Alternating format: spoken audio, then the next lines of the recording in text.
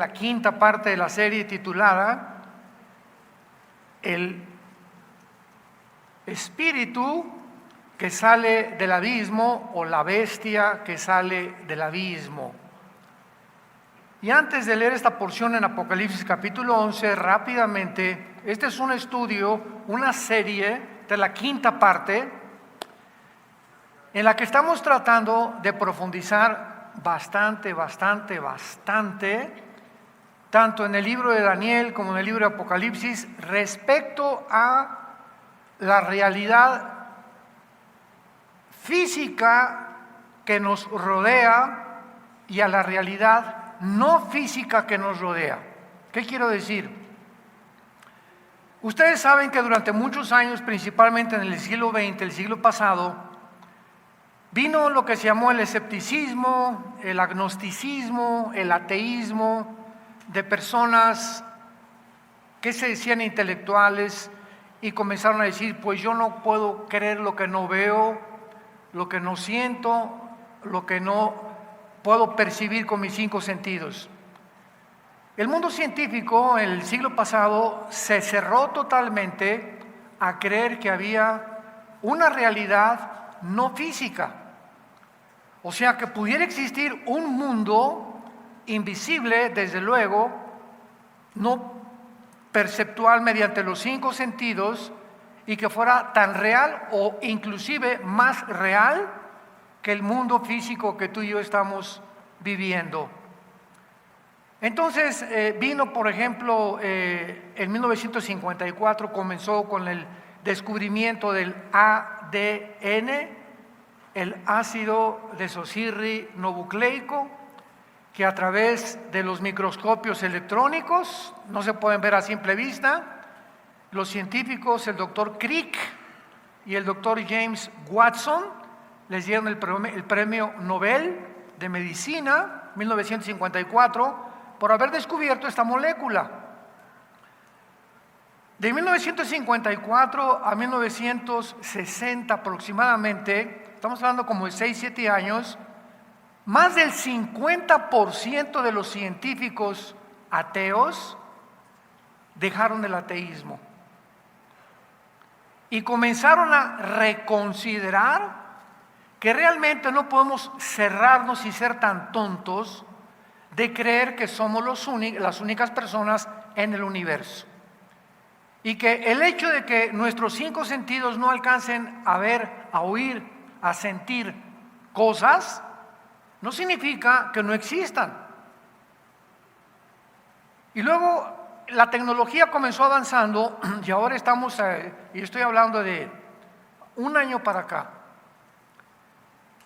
han tenido 3 reuniones en Estados Unidos para poder examinar a pilotos, astrofísicos, pilotos de vuelos comerciales, ex astronautas, acerca de una realidad no física, que son los famosos objetos voladores no identificados, o los ovnis. Y en estas, lo puedes ver en estas entrevistas que han tenido los científicos en internet, en la Casa Blanca, con senadores. Oiga, usted piloto, es una persona decente, íntegra, no son tontos ni de los que se meten a las redes a decir tantas babosadas. ¿Qué testimonio tiene? No es que yo venía en el avión, astronautas como Jim Irwin, que ya murió, fue el primero que dirigió un carrito en la luna, y vimos objetos que volaban a una velocidad más rápido que el Mach 4, Mach 5, que es imposible que ni Rusia ni China puedan tener, menos Estados Unidos, estos aparatos que puedan violar la ley del sonido, la velocidad del sonido. Entonces comenzaron a investigar que había una realidad no física, porque si estos objetos voladores no eran humanos, tenía que haber forzosamente tripulantes manejándolos. No podían ser drones tampoco. Vuelvo a repetir, porque todos los científicos, tanto de Rusia, China, Estados Unidos, etcétera, etcétera, la India, están completamente convencidos de este fenómeno. Entonces comenzaron a adentrarse ya a reconocer que existe una realidad no física. Damas y caballeros, santos de Dios, tenemos un libro que se llama la Biblia, que es el único libro de todos los billones de volúmenes de literatura que existen en el mundo. Podemos comparar el libro con el Corán, el Ramayana, los Vedas, el Mahabharata Sutta, etcétera, etcétera. Cualquier libro que tú me quieras mencionar en este momento de carácter religioso que pueda aportarnos una revelación o información del mundo espiritual que nos rodea. Venimos a la Biblia y encontramos que nos corren las cortinas, Dios en la Biblia, de que la existencia de un mundo invisible, imposible de captar por los 5 sentidos humanos, existe. Como dice, veamos rápidamente aquí en el libro de Hebreos, capítulo 11, dice la Biblia, versículo 1 y 2. La fe es la certeza de lo que se espera, la convicción de lo que no se ve. Versículo 3. Por la fe entendemos haber sido constituido el universo por la palabra de Dios. De modo que lo que se ve fue hecho de lo que no se veía. Ahora, para poder comprender esto se necesita la fe, pero no es una fe ciega, es una fe basada en evidencias en las que podemos nosotros decir, yo no creo simplemente en Santa Claus o creo en los Reyes Magos porque es una tradición que me han enseñado, sino que la fe en Dios, en la muerte y resurrección de su Hijo Jesucristo, cuando tú pones esa fe en el Hijo de Dios, algo pasa en tu vida, algo se destapa en tu entendimiento y en tu cerebro, para que cuando vengas a la Biblia puedas corroborar con evidencias proféticas, científicas, genéticas, químicas, arqueológicas, paleontológicas, antropológicas, etcétera, etcétera, etcétera, etcétera, que la Biblia supera completamente la comprensión y la ciencia de los seres humanos. Por la fe entendemos. Mientras tú no tengas fe que Cristo murió por ti en la cruz, nunca vas a entender la Biblia. ¿Me van siguiendo? Y cuando comencemos a entender, por la fe entendemos que el universo fue constituido por la palabra de Dios. Damas y caballeros, señores científicos que nos escuchan a través de las redes de sociales, ¿cuándo podrá el ser humano, por la investigación científica o el conocimiento o la investigación intelectual, cuándo podrá el ser humano descubrir cuándo comenzó el universo? Nunca. Porque para que sea científico tiene que ser repetitivo. Los científicos son personas que hacen experimentos, que los demuestran en un laboratorio y que a través de la demostración se convierten en algo científico. Durante todo el siglo pasado nos engañaron y siguen engañando. El mundo está lleno de tantas mentiras de que veníamos de los animales. Y se postuló la teoría, no hecho científico, jamás lo ha sido, que venimos de los animales. Y se enseñó en las universidades y comenzaron a convencerse de que era realidad. Decía Joseph Goebbels, el secretario de propaganda de los nazis, Goebbels, si tú repites una mentira 100 veces, se acaba aceptando como la verdad. Vivimos un mundo tan mentiroso, porque ¿quién es el padre de mentira? Satanás. Y mientras la gente más se endurezca y más rechace a Dios, más serán engañados.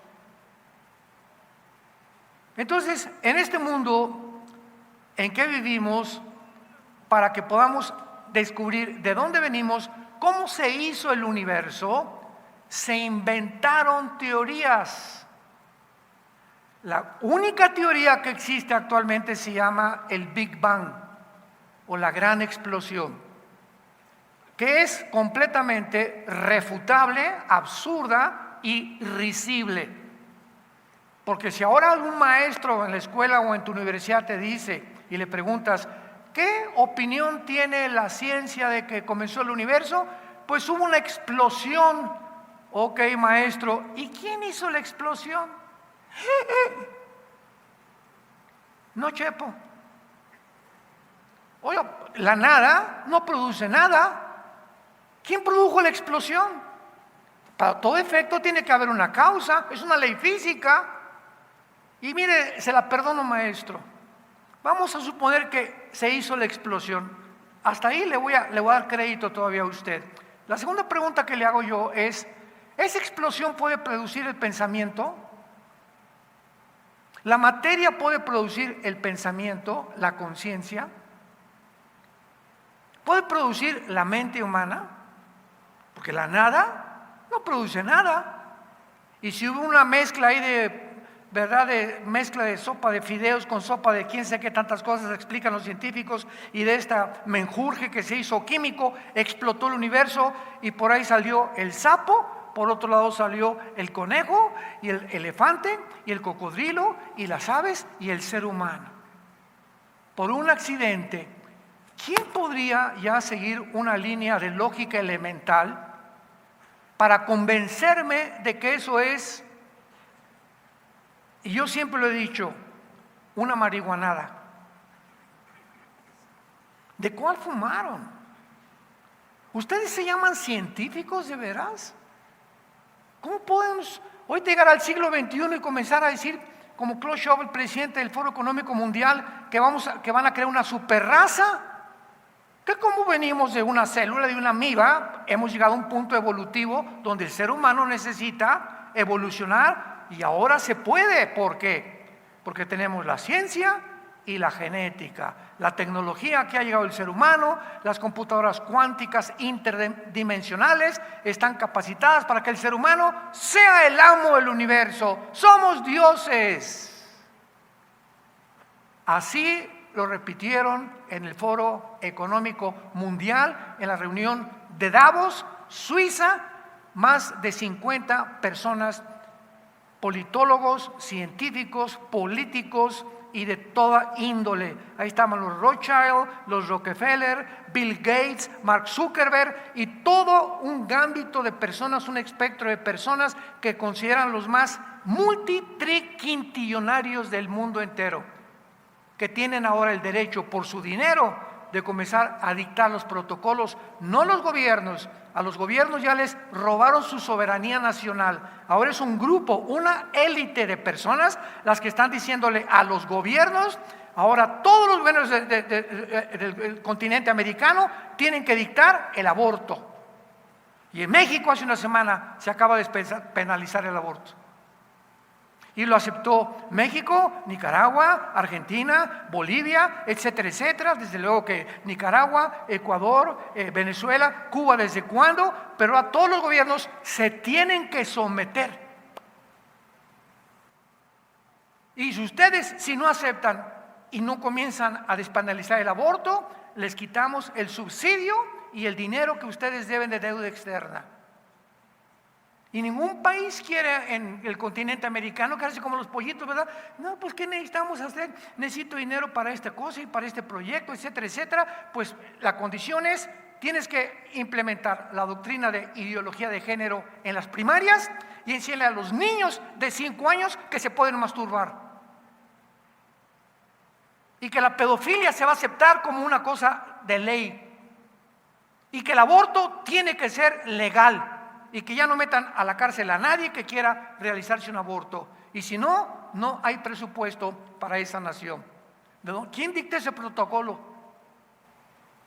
¿Quién es el que le está dando esas órdenes? A los gobiernos. Un grupo de 7 familias. Un grupo de 7, 8 familias máximo en el mundo entero. que tienen todo el capital y todo el control de la economía, y que en un tiempo futuro el anticristo vendrá a instituirse, adjudicarse el poder político, la supremacía militar y económica del mundo entero. Venimos a la Biblia y encontramos en los evangelios al Señor Jesucristo que la mayor parte de su ministerio se la pasa sacando demonios,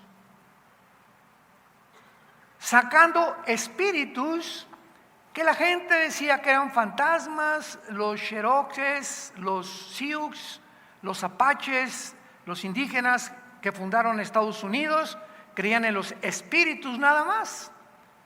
Pero venimos a la Biblia y vemos que Jesucristo ve a la gente no como tú y yo la vemos. Él podía ver como Dios en la carne que había dentro de muchas personas espíritus, entidades espirituales tan reales como tú y como yo, que la Biblia llama daimón en el griego, o demonios, o criaturas inteligentes. Y Jesús comienza, ¿verdad? En el nombre de Jesucristo te ordeno que salgas. Y salían estos espíritus, reconocían el poder de Jesucristo, y Cristo nos deja un escenario y un panorama en la Biblia donde tenemos que abrir los ojos, que no somos los únicos en este planeta, que hay un mundo invisible de maldad detrás de todos los gobernantes del mundo, o en su mayoría, y detrás de millones de personas, inclusive de gente que viene a las iglesias. Y la Biblia, en Efesios 6:12, el apóstol Pablo nos enuncia los rangos en que están organizados este mundo invisible que nos rodea, no físico, pero es más real que el físico. Y Pablo dice, porque no tenemos lucha entre nosotros, entre carne ni entre sangre. La lucha no es contra tu suegra, ni contra tu primo, ni contra tu abogado que te quiere quitar todo, ni contra las gentes que te odian. La lucha, entendámoslo, quitémonos las vendas, nunca es entre nosotros, aunque se nos engaña haciéndonos creer que es entre nosotros. No es contra el comunismo, no es contra el fascismo, no es contra el socialismo, no es contra ideologías, ni el ateísmo, etcétera, etcétera. Nuestra lucha verdadera como cristianos, porque esta verdad los no cristianos no la entienden, es contra principados, gobernadores de maldad, huestes espirituales de maldad en las regiones celestes. El mundo espiritual, invisible a nuestros ojos, pero mucho más real que el de nosotros, porque fue creado antes que nosotros. Este mundo invisible tiene un presidente supremo que se llama Lucifer. Satanás es un título, no es un nombre. La palabra Satán en el hebreo significa enemigo. Entonces Satanás, apúntalo, significa enemigo. Diablo significa el que acusa, el acusador. El nombre es Lucifer. Perdón. Lucifer tiene debajo de él principados. Entonces voy a poner como ejemplo México. Tenemos un presidente de la República y tenemos un determinado número de estados. El gobernador de Guerrero, el gobernador de Nuevo León, el gobernador de Chihuahua, etcétera, etcétera. Y todos estos gobernadores, ¿verdad?, forman parte y gobiernan su estado nada más. Dentro del gobierno de Guerrero, ¿verdad?, tenemos Acapulco, tenemos diferentes municipios, porque cada estado tiene su gobernador. les llamamos presidentes municipales, otros llaman delegados, como se puedan nombrar, y vemos que hay una cadena. Y el presidente de la República, que es el jefe de jefes, a él están sujetos la mayoría, aunque muchos estados son independientes. De la misma manera, Satanás tiene un principado arriba de México, arriba de Guatemala, arriba de Argentina, arriba de España, arriba de Inglaterra. Si no tuviéramos la Biblia, ¿cómo lo podríamos saber? Nunca lo hubiéramos descubierto. Entonces, casi las 200 naciones que están poblando el globo terráqueo actualmente, creo que son ya 200 naciones, hay 200 principados satánicos sobre cada nación, influyendo principalmente a sus líderes, llámeseles reyes o zares o faraones o presidentes o primeros ministros. Porque ¿quién tiene mayor influencia que un líder de una nación? Un presidente, un rey, él ordena los protocolos, qué han de pensar, qué filosofía, qué religión va a tener. Los millones de personas que forman una nación, el que dirige todo es la cabeza. Entonces, este es el propósito de estos principados: influir en las cabezas para que ellos puedan tener mayor control sobre los demás. Influyendo a las cabezas, pueden controlar a la larga a la nación o al país entero. Debajo de los principados están los gobernadores. Entonces, México tiene un presidente, gobernador de Guerrero, y entonces todos los municipios o las alcaldías tienen también dirigentes satánicos. ¿Me van siguiendo? Y los que hacen el trabajo sucio, los peones, son los demonios. Son los que se meten a la gente. Los ángeles caídos no se meten a la gente, ni los principados. Estos principados, para venir ya entendiendo nuestra serie que estamos, el abismo, la vista que sube del abismo, estos principados satánicos, antes de 1917, porque hasta 1817 se comenzaron a formar los estados, hasta 1817, o sea, estados territoriales divididos a través de gobiernos. Pero en toda la antigüedad encontramos reinados, reencontramos imperios. El imperio asirio, después, Egipto, Asiria, Babilonia, los medos persas, los griegos, los romanos, el imperio otomano turco, que hasta 1923 fue derrotado por los ingleses, y todos estos imperios que la Biblia nos revela tuvieron principados satánicos. El libro de Daniel fue escrito por un profeta, Daniel, un muchacho que a los 15, 16 años fue sacado de Jerusalén y trasladado a Babilonia, al imperio babilónico. Babilonia es actualmente la nación de Irak y Siria. En el Antiguo Testamento, Irak y Siria eran dos provincias, dos territorios unidos.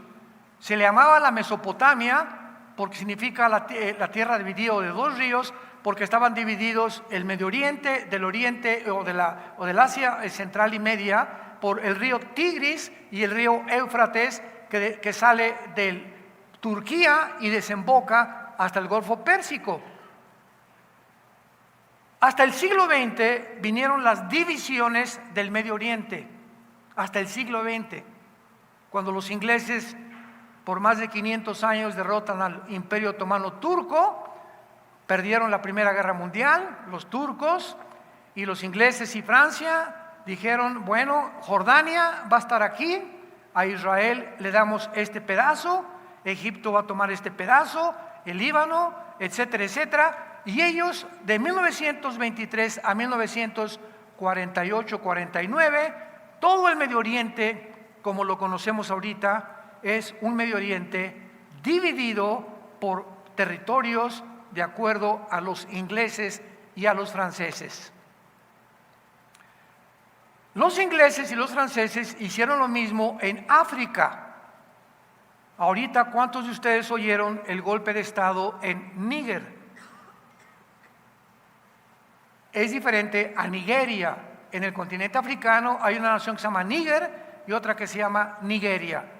Muy bien. Hasta el siglo XXI, los ingleses y los franceses siguen dependiendo de naciones africanas del uranio. Y ahora que el continente africano o las naciones africanas están viendo que Estados Unidos está cayendo y que hizo un fracaso total para poder impedir que Rusia controlara Ucrania, y los mismos europeos están asustados. Ahora todos como pollitos en el mundo, antes estaban bajo el paraguas de Estados Unidos, porque Estados Unidos tiene 75 años de policía en el mundo, tratando a las naciones, quitándole los dictadores, sacando a narcotraficantes como a Noriega en Panamá, etcétera, etcétera, en Irak a Saddam Hussein, y por todos los Estados Unidos ha tratado mandabarcos, etcétera, etcétera, Irak, etcétera, etcétera. Y ahora que Estados Unidos está comenzando a hundirse, principalmente con la nueva administración del presidente Biden, pues ahora Europa está asustada. ¿Quién nos va a proteger? Y los africanos como pollitos, ¿quién nos va a proteger ahora? Entonces lo que están haciendo los africanos y lo que está haciendo Europa es meterse bajo el paraguas de Rusia y de China. Y es el mundo que estamos viviendo. Y viene una revolución en Níger. Ahora, cualquiera podría decir, oiga, pero África es una historia de golpes de Estado. Marruecos, Libia, etcétera, etcétera, Sudán, Etiopía, pero en Níger pasó algo que nunca había pasado, que hace menos de un mes vino este golpe de Estado. Putin tiene un grupo de mercenarios que se llama el grupo Wagner, que por cierto, todavía están viendo quién derribó el avión en el que iba Pirovovsky, el director, que es el principal grupo de Putin, y cayó en el avión con todo su equipo que formaba el grupo de mercenarios Wagner. Este grupo Wagner, antes que cayera el avión, hace como un mes, entró a Níger y dieron un golpe de Estado, o lo promovieron, quitaron al presidente Babusi, y ahora los estados africanos se niegan a que los franceses y los ingleses controlen el uranio y todos los minerales que hay en África, y le ordenaron en Níger: saquen al embajador de Francia, saquen al embajador de Inglaterra y a todos los demás con su personal. Totalmente vamos nosotros los africanos ya a independizarnos de Europa, pero nos unimos a Rusia. Y bíblicamente en Ezequiel 38 se profetizó hace 2700 años que se uniría Rusia, Gog y Magog, con una alianza de naciones del norte de África: Kush, Fud, que es Etiopía, Sudán, continente, naciones africanas, y las que están al sur de Rusia, Kirguistán, Kazajistán, Kukistán, Afganistán, etcétera, etcétera, para venirse contra Israel. Nunca en la historia esta alianza se había formado. Y en esta alianza está Irán, con el nombre de Persia en la Biblia. En 1985 se le cambió el nombre de Persia a la República de Irán. En el 79 del siglo pasado, República Islámica, con el Ayatollah Khomeini, que le dieron el pinochetazo al Shah de Irán, República Islámica de Irán, es su actual nombre.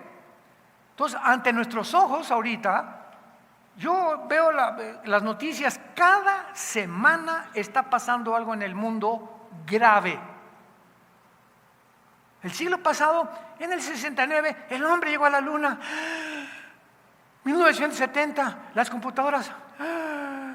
1975, la comunicación interespacial de los satélites de comunicación. Y luego y los chips, y entramos al siglo XXI, y los iPhones, y los iPads, y ahorita todo ya nada nos sorprende. Y de 2015, hace 8 años a nuestros días, cada año estaba pasando, en este año cada semana. ¿Qué quiero decirles a ustedes? Que las profecías bíblicas están convergiendo a una velocidad impresionante. Algo está pasando, y están convergiendo en un punto donde ya se están uniendo estas profecías que eran necesarias para pavimentar el camino al nuevo gobierno mundial. El anticristo no podía salir en un mundo de hace 10 años, ni del siglo pasado. La tecnología tenía que alcanzar el nivel que ha alcanzado, y la ciencia el nivel que ha alcanzado. Inteligencia artificial, transgénero, transhumanismo, computadoras cuánticas interdimensionales, robotismo, todo esto tenía que crecer para preparar el mundo y estar completamente unidos antes de que el anticristo sacara la cabeza, que la va a sacar muy pronto en el mundo. Esta serie que estamos estudiando, La bestia que sube del abismo, así se llama la serie, estoy tratando de orientar a los cristianos de este mundo invisible y demostrar en primer lugar lo siguiente. Apocalipsis 11, versículo 7. Esto fue la introducción.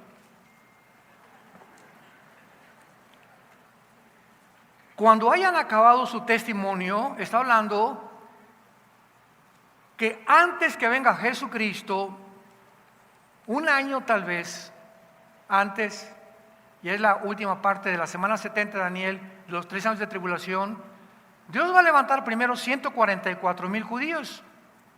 Estos 144,000 judíos van a terminar, cuando la iglesia ya no estemos aquí, van a terminar la evangelización en la cual la iglesia fracasó.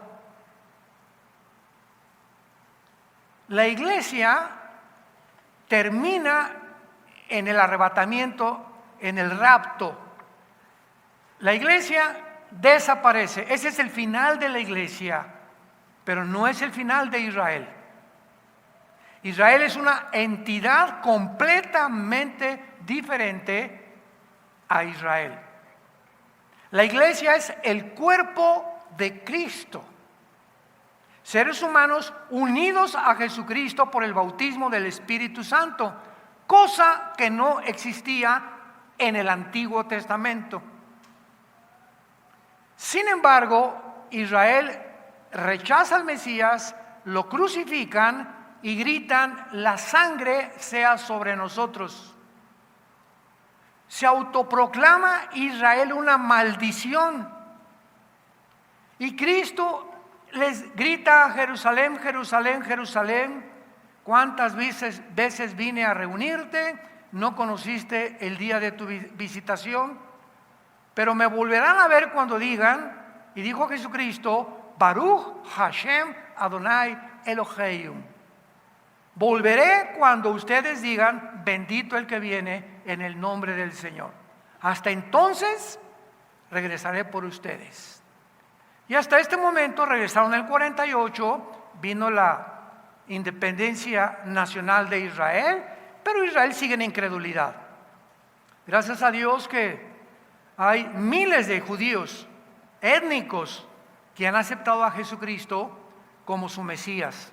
Se calcula que hay más de 175,000 judíos en el mundo. Ellos no se llaman cristianos, se llaman mesiánicos, porque creyeron en el Mesías. La palabra cristiano significa pequeños ungidos, que es lo mismo, ¿verdad? En fin, pero de los más de 12, 13 millones de judíos que hay en el mundo, la mayoría viven en incredulidad. Entonces la iglesia se va y Dios se vuelve otra vez a Israel. Y por eso el Nuevo Testamento tiene más de 500 citas del Antiguo Testamento. Hasta el capítulo 4 del libro del Apocalipsis, la iglesia desaparece hasta el capítulo 19, que regresamos después de las bodas del Cordero con Jesucristo. Y durante todo este tiempo, los 7 años de la tribulación, es cuando los primeros 3 años levanta Cristo a 144,000 judíos étnicos de las 12 tribus de Israel. Porque repito, la iglesia fracasará en la evangelización, porque la iglesia, de acuerdo a la Biblia, terminará igual que como terminó Israel, en la apostasía. Y así lo dicen todos los apóstoles y lo dijo Jesucristo. Acordémonos de un versículo clave, Mateo 24. Será predicado el evangelio a todo el mundo y entonces vendrá el fin de la iglesia o el fin de Israel. Cuando dice el fin, se refiere al fin tanto de la iglesia como de Israel. Entonces, este fin es cuando venga Él en su segunda venida. Y cuando nos vayamos en el arrebatamiento, el evangelio no se ha predicado todavía en el mundo entero. No se imaginan la cantidad de naciones y los millones de personas que no han oído o que han muchas veces rechazado a Jesucristo. Entonces los 144,000 harán el último avivamiento de la historia, que se encuentra en Apocalipsis capítulo 7. Juan ve una gran multitud de todas las naciones en el cielo. Y allá en el cielo Juan le pregunta a uno de los ancianos, que son criaturas que se encuentran en el libro del Apocalipsis en el cielo: oye, ¿quiénes son estos? Y el anciano le contesta: Juan, salieron de la gran tribulación, todos muertos por el anticristo. Entonces los 144,000 van con ellos, y el último testimonio de Dios al mundo son 2 testigos que casi tal vez 1 año o 2 años antes de que regrese Cristo, Dios los va a levantar. Estos 2 testigos, uno de ellos, sin ningún lugar a dudas, será Elías. Porque el capítulo 4 del libro de Malaquías, que es el último libro del Antiguo Testamento, dice: Elías vendrá en los últimos días a unir los corazones de los padres con los hijos y de los hijos con los padres, antes que venga el día del Señor. Y el día del Señor es el día de la ira de Dios, que será en los últimos 3 años y medio de la gran tribulación. Y que vemos nosotros en nuestro estudio Apocalipsis 11, que a estos 2 testigos también los va a matar el anticristo. Pero en este versículo hay un misterio escondido, que es el que tratamos de estudiar en esta serie. ¿Cuál es este misterio? Apocalipsis 11:7. Cuando hayan acabado su testimonio, la bestia que sube del abismo hará guerra contra ellos y los vencerá y los matará. ¿Quién es esta bestia? Este es el tema central de esta serie. ¿Será el anticristo o no será el anticristo? La respuesta es: no es el anticristo. ¿Cómo lo sabemos? Muy bien, vamos por orden. La Biblia nos revela que existen 3 prisiones dentro del planeta Tierra de oscuridad diferentes. Mucha atención. Una prisión es para los demonios. Vamos a ver a continuación que cuando Cristo sacaba demonios le gritaban: no nos mandes al abismo.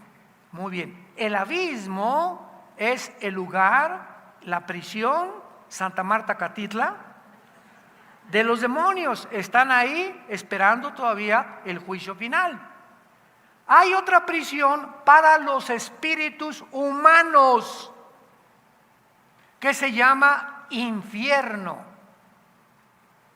Entonces, los demonios no van al infierno.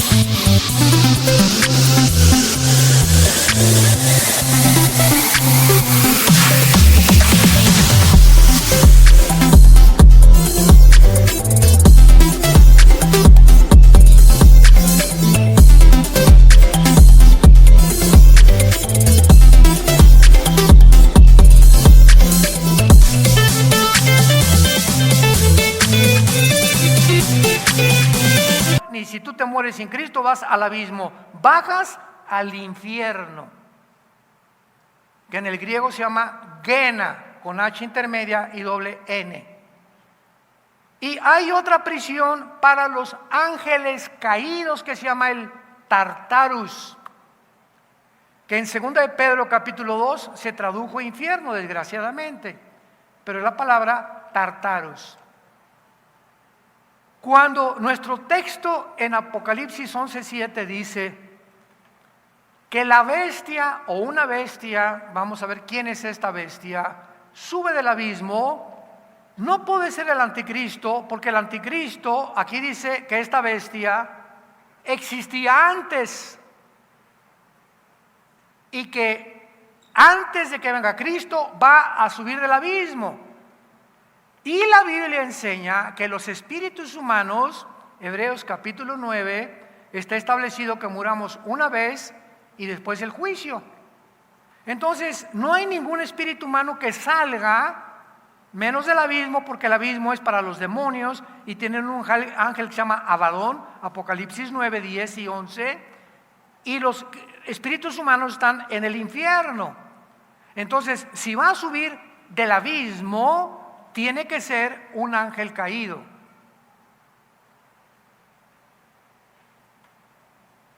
Porque los ángeles y los demonios son eternos. Y va a ser un ángel que estuvo como principado en alguno de los imperios antes de Juan, antes de que se escribiera el Apocalipsis. El anticristo va a ser un ser humano como tú y como yo, poseído por esta bestia. Ya vamos más o menos entendiendo la cosa, ¿verdad?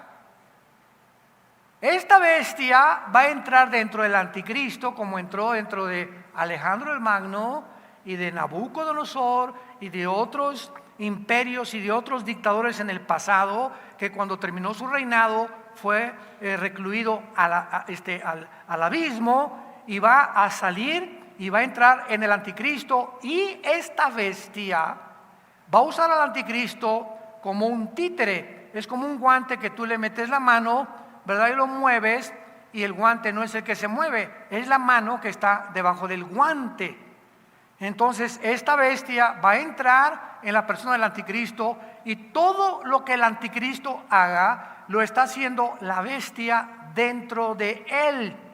El poder, la autoridad, las señales y los milagros, la inteligencia y la sabiduría que el anticristo tenga, será porque alguien dentro de él lo está influenciando, manipulando y controlando. Entonces, el anticristo será una unidad, una unión de un ente espiritual y un ser humano. El anticristo tiene que ser un ser humano. ¿Cómo lo sabemos? No puede ser una computadora, no puede ser un imperio, porque el anticristo, Apocalipsis 20, va a ser arrojado al lago de fuego. Y una computadora no la lanzas al lago de fuego, por el amor de Cristo. Jesús, María y José y el burrito que los acompaña. A un imperio tampoco lo lanzas al lago de fuego. Entonces ahí va a estar en el lago de fuego el anticristo. ¿Por qué? Porque va a ser un ser humano con un espíritu condenado eternamente al lago de fuego. El abismo es para los demonios, ángeles, el infierno es para los seres humanos, el Tartarus es para los principados caídos desde Génesis capítulo 6.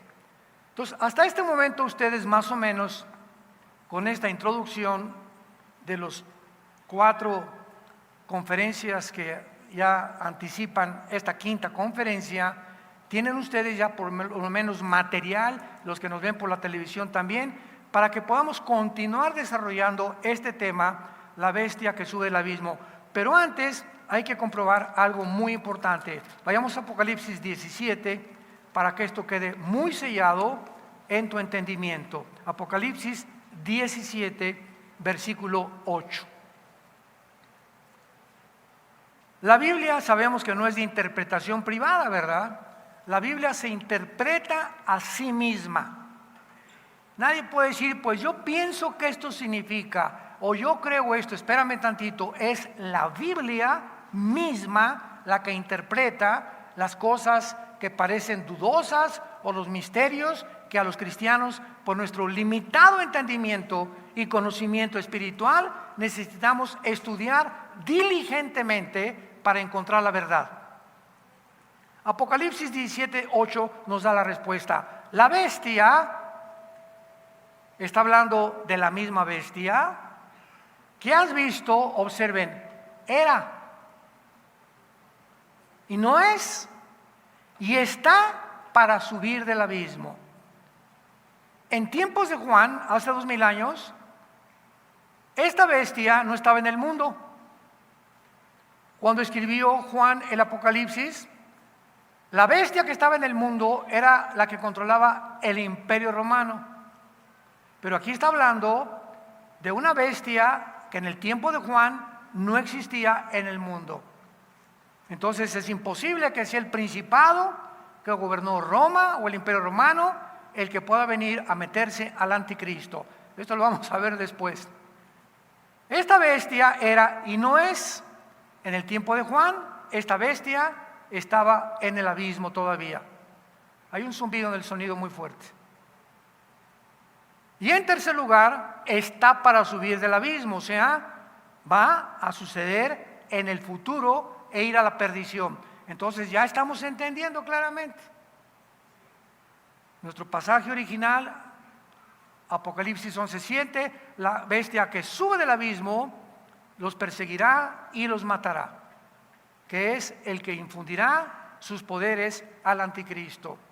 Por eso dijimos que la bestia tenemos que separarla del anticristo. Ahora vamos a entender esto de cómo estos principados satánicos entran a dictadores, entran a reyes, entran a líderes y los manejan. Vayamos a Ezequiel capítulo 28 en el Antiguo Testamento. Ezequiel 28 y veamos esta verdad. Vino a mí palabra de Jehová diciendo: hijo de hombre, di ¿a quién? ¿A quién? Ya ven, les dije que traigan su Biblia. ¿Ya ven?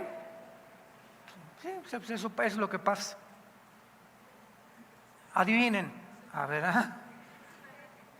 di al príncipe de Tiro: así ha dicho Jehová el Señor, por cuanto se enalteció tu corazón y dijiste, yo soy un Dios. Aquí las palabras de Dios al profeta Ezequiel van dirigidas a un príncipe, a un gobernante de una de las ciudades más influenciables que hubo en la antigüedad en Israel, que era Tiro. Era una nación, una ciudad millonaria, poderosa. Dile estas palabras: yo soy un Dios. En el trono de Dios estoy sentado en medio de los mares. siendo tú hombre y no Dios, y has puesto tu corazón como corazón de Dios. Versículo 6. Por tanto, así ha dicho Jehová el Señor, por cuanto pusiste tu corazón como corazón de Dios. Versículo 9, hablarás delante del que te mate diciendo, yo soy Dios, tú hombre eres y no Dios, en la mano de tu matador. Muy bien, hasta aquí asumimos con esta lectura de que Dios le dice a Ezequiel, dile a ese hombre que no sea payaso. Dile a ese dictadorzuelo o a ese gobernante que él no es Dios y que se ha ensoberbecido como Dios y que cree que es Dios, pero no es Dios, que recuerde que es un hombre. Ahora veamos quién estaba detrás de Tiro, de este rey de Tiro. Versículo 11.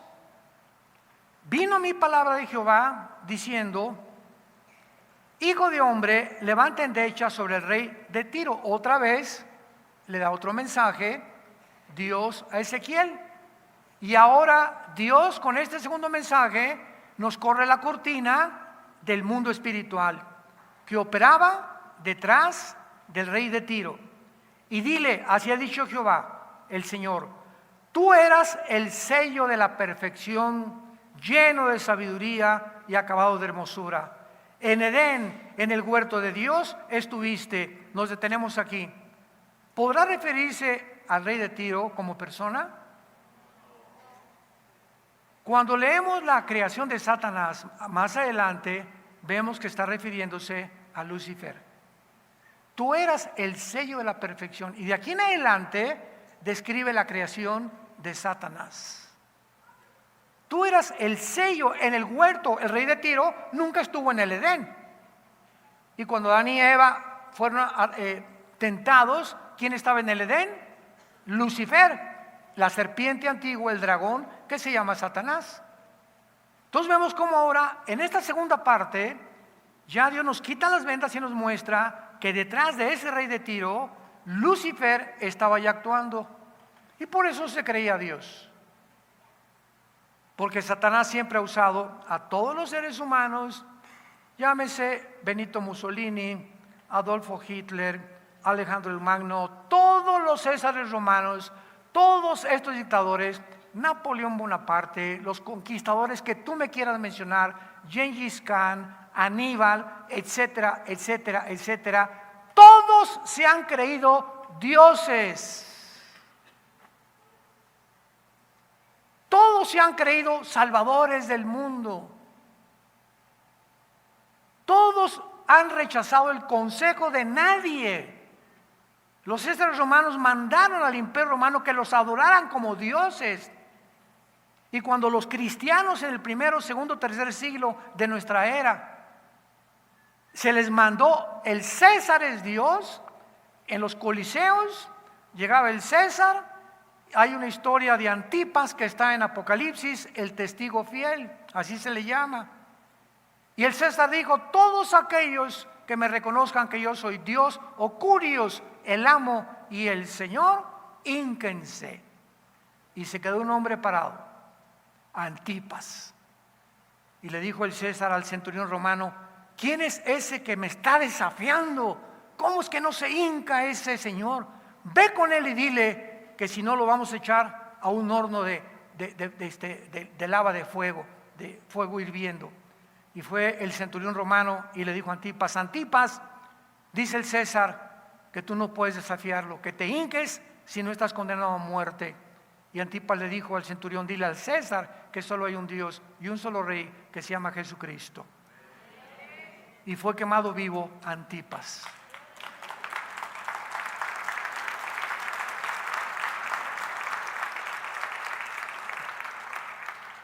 Te damos gracias, Padre, por tu palabra en esta mañana.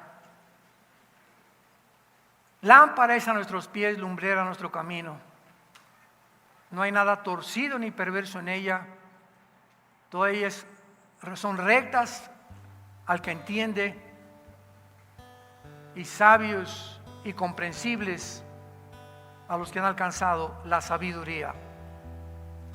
Gracias por despejar nuestras mentes y darnos cuenta que vivimos en un mundo caído, un mundo rodeado del mal, cuyo jefe sigue siendo Satanás. Tu palabra dice en 1 Juan capítulo 5 que Satanás tiene al mundo entero bajo su control. Y que nosotros, tu pueblo, vivimos en un mundo ocupado por el enemigo. Porque no somos de este mundo, vamos de paso, somos peregrinos. Esta no es nuestra casa final. Pero este mundo te ha servido a ti como un campo de entrenamiento para nosotros, para prepararnos para el mundo verdadero que viene a nosotros cuando tú establezcas tu reino milenial con nosotros y el pueblo de Israel. Te damos gracias, Señor, por sostenernos, fortalecernos. Bendito el que confía en el Señor. Luz, paz y seguridad tendrá. Será como una antorcha que alumbra en lugar oscuro, porque nos has dicho que somos la luz. La única luz que en el mundo existe es tu iglesia. Y nos has llamado para ser tus testigos del amor que tú tuviste en esa cruz, al enviar a tu Hijo Jesucristo a ser sacrificado, crucificado, enterrado y resucitado a los 3 días, para mostrarnos que Él viene con sus ángeles por nosotros, para vivir ya eternamente contigo y oír esas palabras que tú nos dirás. Ven, bendito de mi Padre, al reino preparado para ustedes desde antes de la fundación del mundo. Por tanto, esfuércense, sean valientes, no teman. Estoy con ustedes, pequeña manada. Nunca los voy a dejar, nunca los voy a abandonar. Esfuérzate. Yo soy el que te sostengo y te digo, yo soy tu Dios, yo soy tu escudo, yo soy el que te defiendo. No te alejes de mí, no te apartes de mí, porque separado de mí te comenzarás a marchitar, comenzarás a perder tu luz, tu poder, tu testimonio, las fuerzas que necesitas para vivir. Yo soy el que te las doy.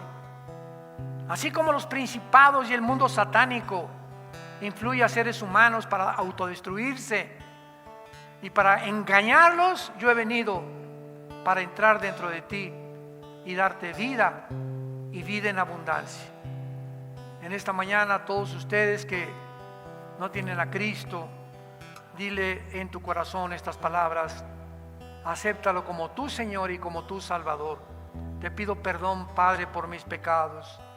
Te doy las gracias por morir en la cruz en mi lugar, y te pido que entres a mi corazón en este instante como mi Señor y mi Salvador, en el nombre de Jesús. Amén.